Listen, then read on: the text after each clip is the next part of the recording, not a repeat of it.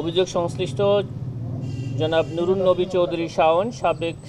সংসদ সদস্য, বোলা 03, সংসদ সদস্য হিসাবে দায়িত্ব পালনকালে জ্ঞাত আয়ের উৎস বহির্ভূত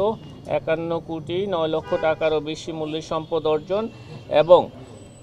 33টি ব্যাংক হিসাবে 208 কোটি টাকারও বেশি সন্দেহজনক লেনদেন ও মানি লন্ডারিং সংক্রান্ত অপরাধ করায় তার বিরুদ্ধে দুর্নীতি দমন কমিশন আইন 2004, মানি লন্ডারিং প্রতিরোধ আইন 2012 এবং দুর্নীতি প্রতিরোধ আইন 1947 সংশ্লিষ্ট ধারায় আজ একটি মামলা রুজু করা হয়েছে। অভিযোগ সংশ্লিষ্ট জনাব নুরুন নবী চৌধুরীর স্ত্রী মিসেস ফারজানা চৌধুরী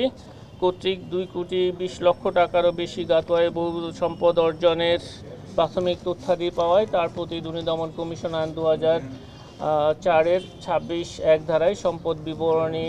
দাখিলের আদেশ জারির সিদ্ধান্ত গৃহীত হয়েছে। পারস্পরিক যোগসাজশে ক্ষমতার অপব্যবহার, অপরাধমূলক বিশ্বাসভঙ্গ, অপরাধমূলক অসদাচরণ, প্রতারণা, জাল জালিয়াতির মাধ্যমে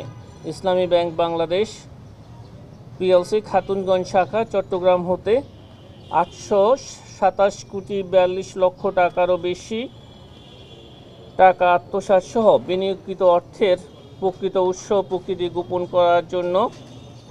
হস্তান্তর, স্থানান্তর এবং রূপান্তরের মাধ্যমে মানি লন্ডারিং সংক্রান্ত অপরাধের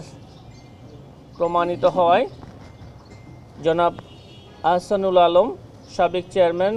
ইসি কমিটি এবং পরিচালনা পর্ষদ ইসলামী ব্যাংক বাংলাদেশ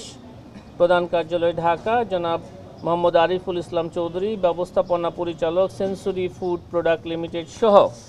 52 জনের বিরুদ্ধে আরও একটি মামলা রুজু হয়েছে। আপনাদেরকে অনেক ধন্যবাদ।